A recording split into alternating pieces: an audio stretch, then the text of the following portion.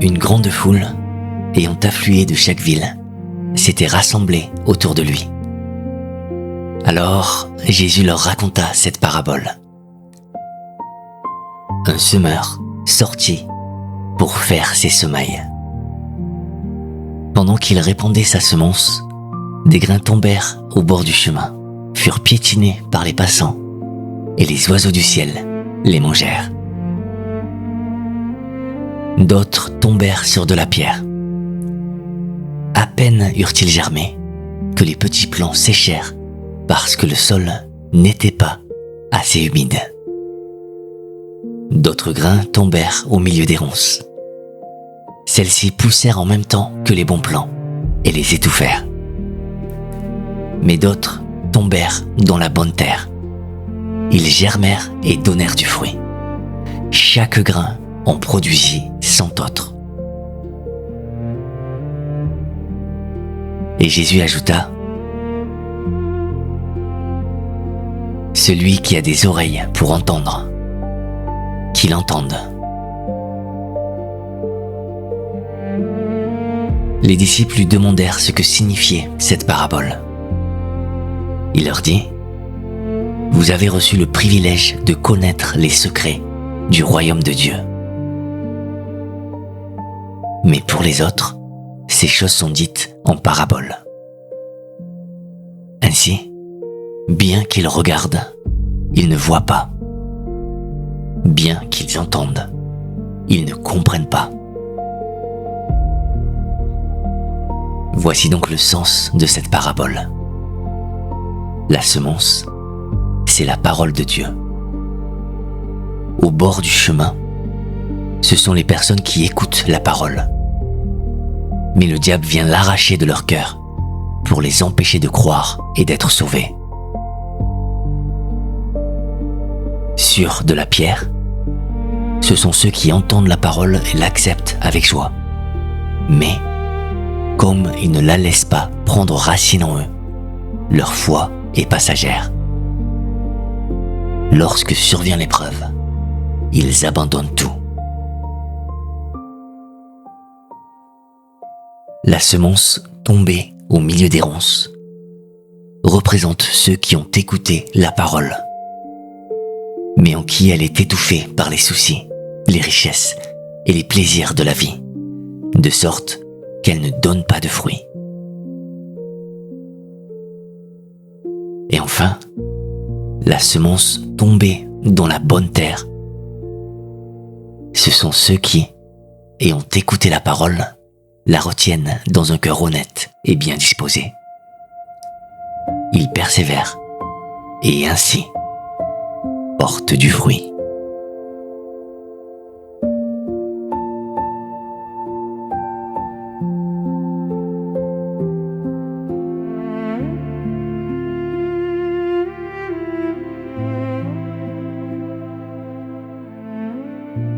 Vous venez d'entendre une histoire vieille de 2000 ans. Une histoire si simple qu'un enfant pourrait la dessiner. Un homme, un champ, des graines. Et pourtant, des générations entières ont traversé leur vie sans en saisir la profondeur.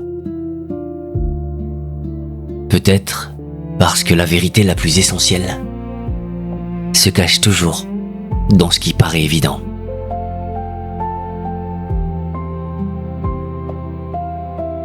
Fermez les yeux si vous le pouvez et laissez cette histoire vous parler. Non pas comme une leçon, mais comme une confidence murmurée au creux de l'oreille.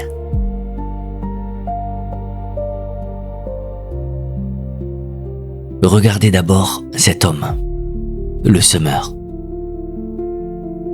Il ne choisit pas où ses graines tombent. Il ne trie pas la terre. Il ne fait aucune sélection préalable. Il sort et il sème. Partout. Sur le chemin dur, sur la pierre, parmi les ronces, dans la bonne terre. Il donne sans calcul, sans retenue, sans condition. Et il y a dans ce geste une générosité qui devrait nous arrêter net. Car ce semeur, c'est Dieu. Et la semence qu'il viette à pleine main, c'est sa parole, son souffle, sa lumière. Dieu ne regarde pas votre passé pour décider s'il vous parlera. Il ne mesure pas votre mérite.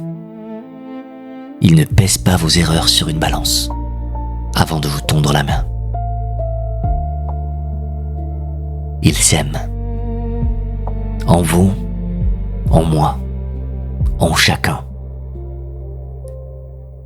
Sa générosité précède tout jugement. Et cette vérité, à elle seule, devrait faire trembler quelque chose en nous.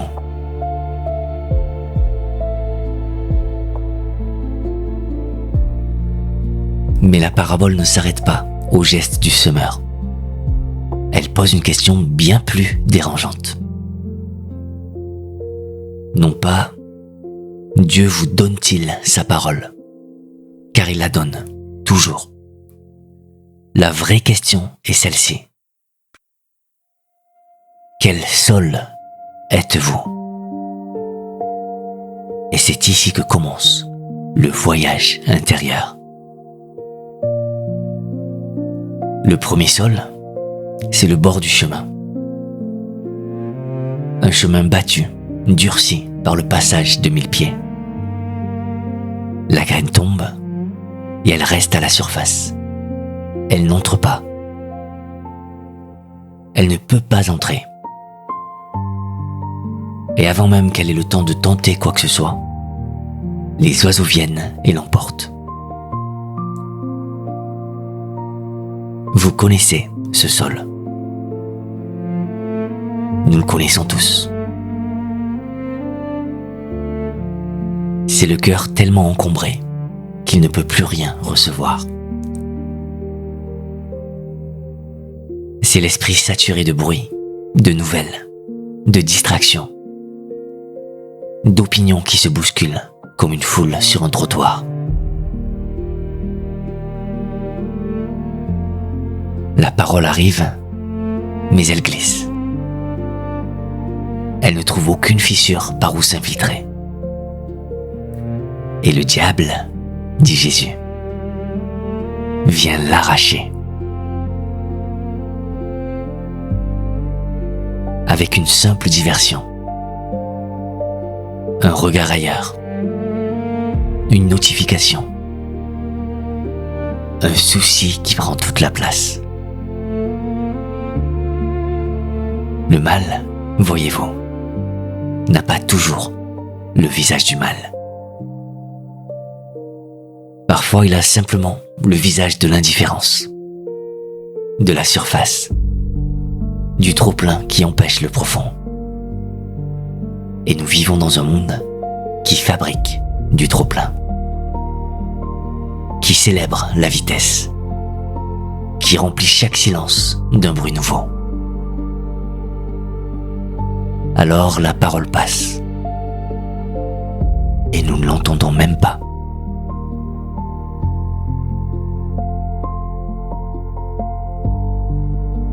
Le deuxième sol, c'est la pierre recouverte d'une mince couche de terre. Et ici, quelque chose de beau se produit d'abord. La graine germe. Un plan fragile apparaît. Il y a de la joie. Il y a de l'élan. L'enthousiasme est réel, sincère même. Mais la roche est là, juste en dessous. Et les racines n'ont nulle part où descendre. Alors, au premier soleil trop fort, tout sèche.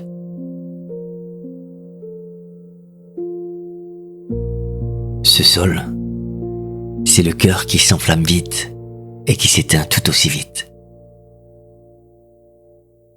C'est celui qui accueille la vérité dans l'émotion du moment, dans la beauté d'un instant, mais qui ne lui permet jamais de s'ancrer.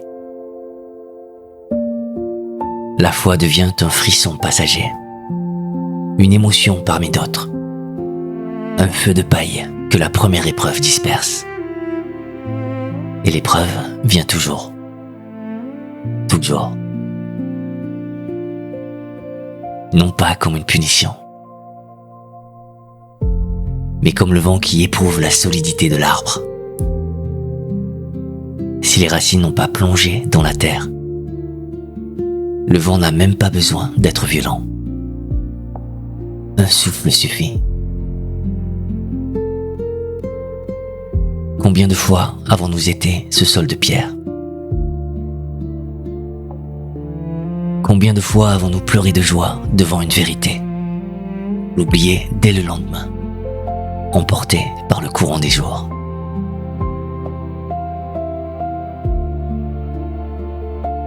Comprenez ceci, et comprenez-le avec douceur envers vous-même. La joie du début ne suffit pas. L'émotion est une porte à une demeure. On ne peut pas habiter dans le seuil. Il faut entrer, s'asseoir, rester. Même quand la pièce est sombre, même quand le silence pèse.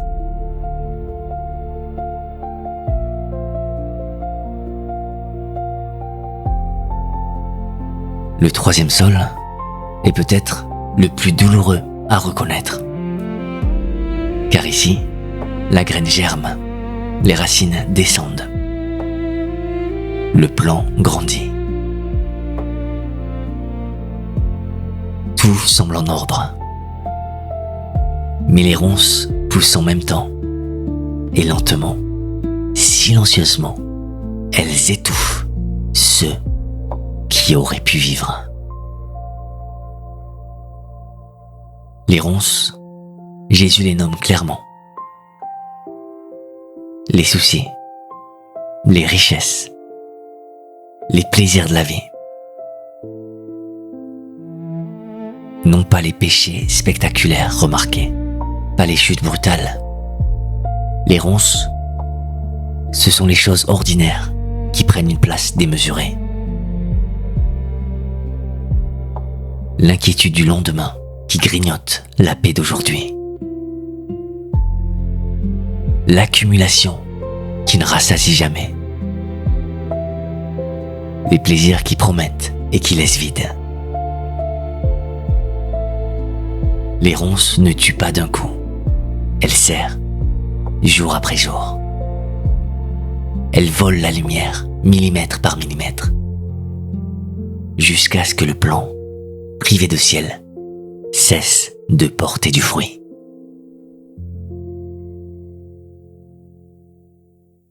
Et le plus tragique, c'est que celui dont le cœur est envahi par les ronces ne s'en aperçoit pas toujours. Il croit que tout va bien. Il a entendu la parole. Il a même accepté. Mais elle meurt en lui, à petit feu, étouffé par tout ce qu'il n'a pas eu le courage d'arracher. Car arracher les ronces demande un courage particulier. Ce n'est pas le courage du combat, spectaculaire et bref. C'est le courage du renoncement, quotidien et discret. C'est le courage de dire « Ceci prend trop de place et je choisis de m'en défaire. » Non pas parce que c'est mauvais, mais parce que cela m'empêche de porter du fruit.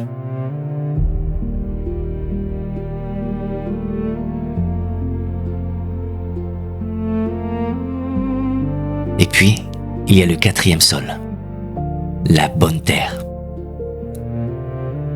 Jésus l'a décrit avec une simplicité lumineuse. Ce sont ceux qui écoutent la parole, la retiennent dans un cœur honnête et bien disposé, persévèrent et portent du fruit. Chaque grain en produit 100 autres.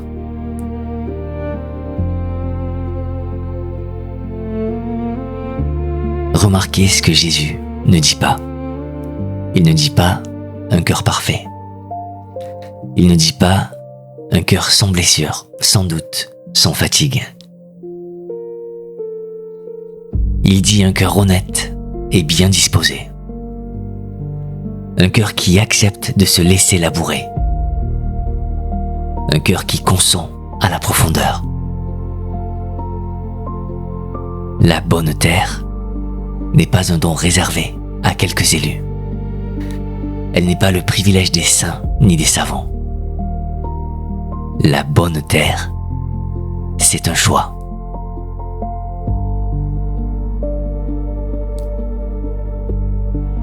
Celui de rester ouvert quand tout invite à se fermer. Celui de persévérer quand le fruit tarde. Celui de revenir encore et encore vers cette parole qui travaille en silence dans les profondeurs de l'être. Car le fruit ne vient pas tout de suite. Il y a un temps invisible où la graine est enfouie et où rien ne se voit. Ce temps-là est sacré. C'est le temps de la patience, de la confiance, du labeur intérieur que personne n'applaudit. La bonne terre ne demande pas de résultats immédiats. Elle fait confiance au processus lent de la germination. Et c'est peut-être la leçon la plus précieuse, la plus libératrice que cette parabole nous offre. Écoutez bien, car ceci change tout.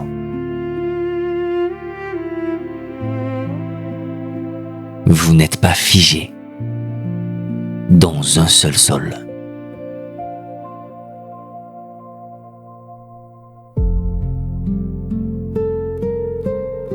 Le chemin dur peut se fissurer. La pierre peut être brisée. Les ronces peuvent être arrachées. Chaque matin est une occasion nouvelle de préparer votre terre. Car Dieu, lui, ne cesse jamais de semer. Il sème quand vous êtes distrait. Il sème quand vous êtes blessé. Il sème quand vous êtes envahi par les ronces de vos peurs et de vos ambitions. Il sème même quand vous avez oublié qu'il existait. Sa fidélité ne dépend pas de la vôtre.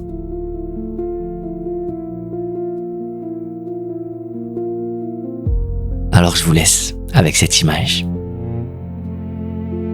Imaginez un champ, tôt le matin. La brume se lève, un homme marche, la main plongée dans un sac de graines. Il lance, largement, généreusement, sans compter. Certaines graines tomberont et ne donneront rien. Il le sait. Il sème quand même. Parce que quelque part, dans un recoin de terre que personne ne remarque, une graine va prendre. Elle va descendre. Elle va germer. Et un jour, elle portera 100 fois ce qu'elle a reçu. Cette terre qui attend la graine, c'est votre cœur. Laissez-le s'ouvrir. Laissez la parole y descendre. Ne la gardez pas à la surface. Ne la laissez pas mourir dans l'enthousiasme d'un instant. Ne permettez à rien de l'étouffer. Gardez-la patiemment, honnêtement, profondément.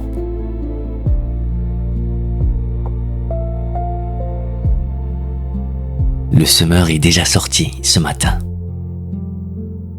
Sa main est pleine. Il marche vers vous. Et vous porterez du fruit.